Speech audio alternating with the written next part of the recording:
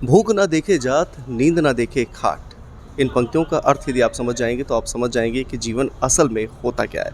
असल में जब कहीं आप सफ़र कर रहे हों, बस के ज़रिए कहीं जा रहे हों या ट्रेन के ज़रिए जा रहे हों और आपको बेतहाशा भूख लगी हो, आपको लग रहा हो कि कुछ भी आपको मिल जाए उस वक़्त तो आप खाकर अपना काम चला लेंगे और कुछ ना मिले, फिर रास्ते में पड़ी हुई एक रोटी भी आप खाते हैं बड़े ही प्यार से, बड़े ही चाव से। वैसे ही कहीं रास्ते में आप जा रहे हो, बहुत थके हुए हों और आपको नींद आ रही हो, तो आपको इस बात से कोई फ़र्क नहीं पड़ता है कि आप ज़मीन में सो रहे हैं या फिर आप मिट्टी में सो रहे हैं, बल्कि आपको उस वक़्त आपके आराम की सबसे ज़्यादा आवश्यकता होती है। नमस्कार, देसी ठेका .net में आपका स्वागत है। मैं हूँ आपके साथ आशुतोष वाजपेयी और आपने देखना शुरू कर दिया है आपका अपना देसी ठेका .net। अंत्योदय योजना। अंत्योदय योजना एक ऐसी योजना होती है जिसके अंतर्गत आखिरी पंक्ति में बैठा हुआ व्यक्ति भी लाभान्वित होना चाहिए। संभवतः आपको एक किस्सा याद होगा भगवान श्री राम का, जब भगवान श्री राम वनवासी के तौर पर वन गए हुए थे, अयोध्या से दंडक वन के लिए उन्होंने प्रस्थान किया था, तब उनको सबरी माता मिली थी और सबरी माता के उन्होंने जूठे पैर छके थे। कई बार ऐसा होता है कि हम लोग देखते हैं कि हमारे सामने अन्न पड़ा होता है लेकिन हम लोग खाते नहीं, अनदेखा कर देते हैं, या शादी विवाह के शामियानों में जब हम जाते हैं तो बेतहाशा खाना अपनी थाली में रख लेते हैं और उसको खाते भी हैं, लेकिन उससे कहीं ज़्यादा हम फेंकते हैं। आप थोड़ी देर रुकेंगे यदि उस कार्यक्रम में, और शामियाने में रुकने के बाद जब आप पीछे की तरफ देखेंगे तो बहुतेरे ऐसे बच्चे होते हैं जो उसी भोजन को उठाते हैं और अपना निवाला बनाते हैं और दिन भर वक्त उसी भोजन के सहारे गुजारते हैं। कहने का अर्थ ये है कि ये सब चीज़ें ऐसी होती हैं जिसको आपको समझना बहुत बेहद ज़रूरी है कि किस तरह से आपको भोजन की इज़्ज़त करनी चाहिए। एक किस्सा, एक कहानी जो अक्सर हम लोग सुना करते थे। कहानी ये है कि एक लड़का था जो कि अपने घर में बेतहाशा भोजन खाया करता था, अच्छा भोजन खाता था। उसके पिताजी उसको सारी चीज़ें उपलब्ध करवाया करते थे, लेकिन एक बुरी आदत जो उसके व्यक्तित्व में थी वो ये थी कि वो भोजन छोड़ दिया करता था। भोजन छोड़ना तो अच्छी बात नहीं होती है, बहुत बुरी बात होती है। उसके पिताजी ने कहा कि मैं एक काम करता हूँ, अब तुम्हें खाना नहीं दूंगा, अब तुमको खाना कमाना पड़ेगा और उसके बाद तुम्हें खाना खाना और फिर तुम इस भोजन को फेंकना, तो मैं जान जाऊँगा कि हाँ, तुम सही में जो कर रहे हो वो सही है।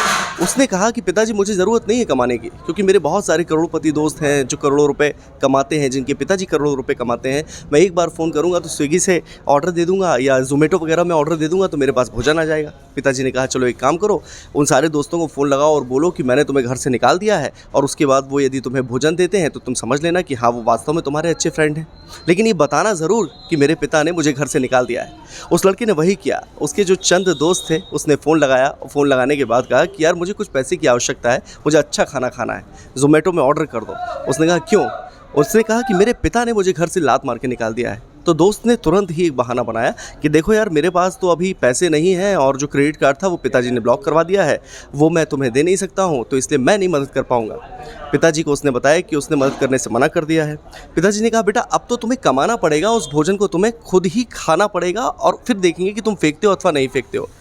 उसने कहा ठीक है। वो एक दिन कमाने के लिए गया और जब कमाने के लिए गया तो फिर वहाँ से जब लौट के आया, पिताजी ने उसके सामने वो भोजन उठाया, उसे जाके नाली में फेंक दिया। उसने पिताजी को जवाब दिया कि दोबारा ऐसी हरकत आप बिल्कुल मत कीजिएगा, क्योंकि मैंने मेहनत से पैसा कमाया था, उसके बाद मैंने ये भोजन अर्जित किया है, तो आप इस भोजन की इज़्ज़त कीजिए। पिताजी कहते हैं मैं यही तो चाहता था कि तुम भी भोजन की इज़्ज़त करो।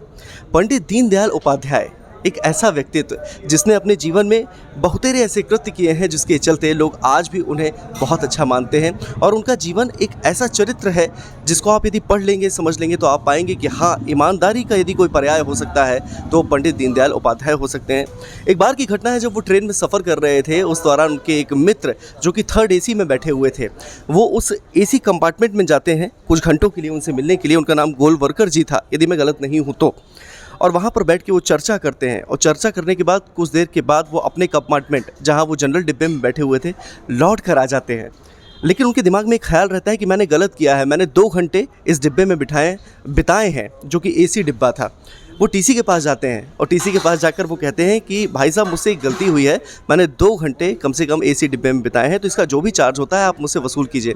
ये होती है ईमानदारी। आप यदि अपने प्रति ईमानदार हैं तो आप जीवन में कुछ भी कर सकते हैं। ये जो आप देख पा रहे हैं भोजन की व्यवस्था, भूखे को भोजन, प्यासे को पानी, जय बाबा बर्फानी, एक कहा जाती है बात। और यदि आप भोजन का सम्मान करेंगे, अन्न का सम्मान करेंगे, तो निश्चित तौर पर यह आपको बहुत ही ऊंचाइयों पर लेके जाएगा, क्योंकि अन्न के लिए ही हर कोई मेहनत करता है। सामने जो व्यक्ति आप देख पा रहे हैं, जो दो महानुभाव खड़े हुए हैं, ये वो हैं खानसामा जिनके ज़रिए भोजन को परसा जाता है, लोगों को सप्लाई किया जाता है, दिया जाता है, जो अपनी भूख यहाँ पर आकर मिटाते हैं। मुख्यमंत्री शिवराज सिंह चौहान हमारे प्रदेश के मुखिया, जिनके द्वारा इस योजना का आरंभ किया गया है। आप कह सकते हैं कि जब कोई व्यक्ति भूखा होता है तो सर्वाधिक उसको आवश्यकता होती है एक निवाले की। वो निवाला यदि उसको मिल जाए तो उसका जीवन सफल हो जाता है और उसकी तमाम इच्छाओं की पूर्ति हो जाती है। यहाँ पर चावल रखा हुआ है, सब्ज़ी रखी हुई है और रोटी रखी हुई है, और आपको ये सारी चीज़ें महज 10 रुपये में उपलब्ध हैं। ये जहाँ पर जिस स्थान पे हम लोग खड़े हुए हैं, ये मध्य प्रदेश का सबसे बड़ा बस स्टैंड, अंतर्राज्यीय बस स्टैंड जबलपुर का है, जहाँ पर आप आ सकते हैं। मुख्य द्वार से प्रवेश करने के पूर्व ही बाएं हाथ में यह भोजन की व्यवस्था आपको यहाँ पर उपलब्ध मिलेगी, जिसके तहत आप यहाँ पर आ सकते हैं, 10 रुपये में भोजन कर सकते हैं, भर पेट भोजन कर सकते हैं और किसी भी प्रकार की आपको कोई शिकायत नहीं मिलेगी। पूरे मध्य प्रदेश में मुख्यमंत्री शिवराज सिंह चौहान जी के द्वारा ये 100 स्थानों में शुरू किया गया है। यहाँ पर तमाम माताएं और बहनें बैठी हुई हैं। आप देख सकते हैं किस तरह से वो भोजन बना रही हैं, रोटी सेक रही हैं। जिस तरह से वो अपने घर में रोटी सेका करती हैं अपने बच्चों के लिए, कुछ वैसे ही वो यहाँ पर मौजूद हर एक शख्स के लिए रोटी सेक रही हैं। आप यूँ समझ सकते हैं कि उनके बच्चों से कम नहीं हैं ये लोग। और भाव जब तक आपके दिल में ऐसा नहीं होगा तब तक आप कुछ नेक कार्य नहीं कर सकते। माता जी से हम जानना और समझने की कोशिश करेंगे। माता जी नमस्कार, कैसी हैं आप? नमस्कार, ठीक है भैया। आप जो भोजन बनाती हैं, इतनी आपको गर्मी लग रही है, यहाँ पर गैस के समक्ष आप बैठी हुई हैं, उसके बावजूद आप भोजन बनाती हैं, कैसा लगता है आपको? अब ये तो बनाना ही पड़ता है जी, समाज सेवा है, खाएंगे तो हम लोग जी। दुआ मिलेंगी। बिल्कुल सही बात है। लेकिन कितनी चपाती लगभग आपको बनानी पड़ती है दिन भर में? अब यहाँ तो 20-25 किलो की चपाती बना देती हैं। मतलब आप कितने बजे से आती हैं और कितने बजे तक यहाँ पर ठहरती हैं? 8 बजे से सुबह 8 बजे से आप आती जी हैं जी और 4 बजे तक। 4 बजे तक आप यहाँ पर रहती हैं। यहाँ पर और भी बहनें हमारी बैठी हुई हैं जो लगातार अपनी सेवाएं दे रही हैं और लगातार रोटी बना रही हैं। साफ़ सफाई का विशेष ध्यान रखा जा रहा है, कोरोना गाइडलाइन का विशेष तौर पर पालन किया जा रहा है। आप देख सकते हैं सर में कैप भी लगाया हुआ है, मुंह में मास्क भी लगाया हुआ है, और सारी माताएं बहनें जो यहाँ पर बैठी हैं उन्होंने सोशल डिस्टेंसिंग का भी पालन कर रखा है। इसी संकेत मिलते हैं कि प्रदेश सरकार की जो नीति है और जिस तरह से वो चाहते हैं कि हाँ, हर कोई सुरक्षित रहे और कोरोना काल में हर किसी को स्वस्थ तरीके से भोजन भी मिल पाए और वो स्वस्थ भी रह पाए, तो हर एक बात का ध्यान रखा गया है। मेरे पिताजी चूँकि यात्रा में जाते हैं तो अक्सर यात्रा में जाने के दौरान वो अच्छी अच्छी जगहों पर जाते हैं। एक किस्सा मैं आपको बताना चाहूँगा अमरनाथ का। अमरनाथ में मेरे पिताजी बैठे हुए थे और वो भोजन भी कर रहे थे। वहाँ पर बहुत सारे श्रद्धालु ऐसे होते हैं जो भंडारे का आयोजन करते हैं और उस भंडारे के दौरान बहुतेरी ऐसी चीज़ें होती हैं जो आपको दी जाती हैं खाने के लिए। वहाँ पर आपको तमाम तरह का लजीज व्यंजन मिल जाएगा, चाहे वो चाइनीज़ हो, चाहे वो जलेबी हो, चाहे वो कुछ भी हो, आपके मन में जो आएगा वो सारी चीज़ें उपलब्ध होंगी। मेरे पिताजी ने दोना लिया और अचानक से उस दोने में कुछ भोजन छोड़ दिया और उसको फेंक दिया। तो वहाँ पर जो लंगर चलाने वाले एक व्यक्ति खड़े हुए थे, उन्होंने कहा था कि भाई साहब आपको इसको उठाना पड़ेगा और खाना पड़ेगा। ये किस्सा मेरे पिताजी ने मुझको बताया है और पिताजी ने वो उठाया और उसका सेवन किया। उसके बाद जो दोना बचा हुआ था उसको डस्टबिन में डाला। कहने का मतलब ये है कि जब कोई व्यक्ति निस्वार्थ भाव से सेवा कर रहा होता है तो उस वक्त आपको ध्यान रखना पड़ता है कि जो भी भोजन आप थाली में लेते हैं वो वेस्ट ना जाए, बर्बाद ना जाए। भाई साहब, लगभग कितने लोग यहाँ पर आते हैं भोजन करने के लिए? आप लोगों ने जो ये शुरू किया है तो यहाँ पर लोगों को आप भोजन उपलब्ध करा रहे हैं। दिन भर में कितने लोग आ पाते हैं जो भोजन करते हैं यहाँ पर? 600-700 लोग आते हैं। अच्छा। हाँ। और यहाँ पर जो लोग आ रहे हैं उनकी प्रतिक्रिया क्या देखने को मिल रही है आपको? उनको भोजन वैसा मिल पा रहा है जैसा वो चाहते थे? जैसा चाहते हैं वैसा ही भोजन मिल रहा है यहाँ पे और बहुत खुश होकर जाते हैं। जी।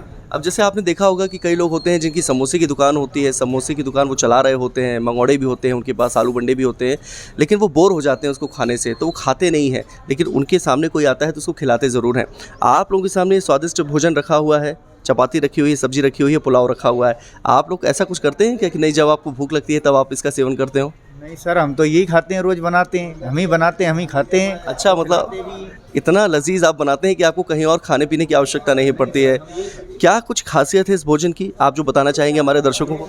ये इतना स्वाद खाना है कि ये मीडियम है, इसमें नमक मिर्ची मसाले सब चीज़ ये एकदम सही है। ये सेहत के लिए हानिकारक नहीं होगा। होटल का खाना नुकसान करेगा, ये खाना नुकसान नहीं करेगा। बिल्कुल सही बात है। हाँ जी। और मतलब जिस तरीके से इसको पकाया जाना चाहिए, कहा जाता है जो चावल होता है वो कच्चा नहीं रहना चाहिए, वो पूरी तरह से पका होना चाहिए, तो इसका ध्यान आप लोग रखते हैं? हाँ जी सर, हम ही बनाते हैं, हम ही ध्यान रखते हैं। हाँ, अभी तक तो कोई सेवा नहीं है। हाँ जी, हाँ बताइए क्या?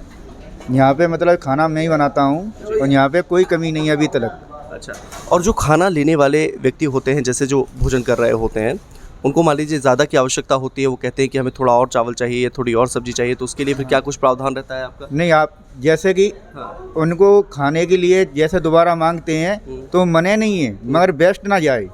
मतलब वही बात आ गई सामने जो मैंने आपको बताई थी कि भोजन आपको फेंकना नहीं है, उसका सेवन करना है। कोशिश कीजिएगा कि वो गिरे नहीं, उसको आप व्यर्थ ना करें। एक किस्सा और है जो आपको बताना बेहद ज़रूरी है, जो कि भोजन से जुड़ा हुआ है। चूँकि ये 100 ऐसे स्थान है प्रदेश में जहाँ पर इसकी शुरुआत की गई है। एक ऐसी योजना है जिसके ज़रिए लोगों की भूख मिटती है, लोगों को निवाला मिलता है, और ये बहुत ही बेहद सराहनीय कार्य होता है जिसके ज़रिए आप किसी की भूख को मिटा सकते हैं। क्योंकि सबसे बड़ा दान शिक्षा दान और भोजन दान कहा जाता है। यदि आप भोजन दे रहे हैं तो समझ लीजिए आप बहुत ही अच्छा काम कर रहे हैं। मैं अपने दोस्तों के बीच में जब भी बैठता हूँ, मेरी थाली में एक भी चावल का दाना नहीं रहता है या रोटी का टुकड़ा नहीं रहता है। ज़मीन में यदि रोटी का टुकड़ा या चावल का दाना गिर जाता है तो मैं उसे उठाता हूँ और खाता हूँ। कई बार अक्सर मेरे दोस्त यार मुझसे पूछा करते हैं कि ये क्या बात है यार, तुम गिरी हुई चीज़ खा रहे हो, ये अच्छी बात नहीं है।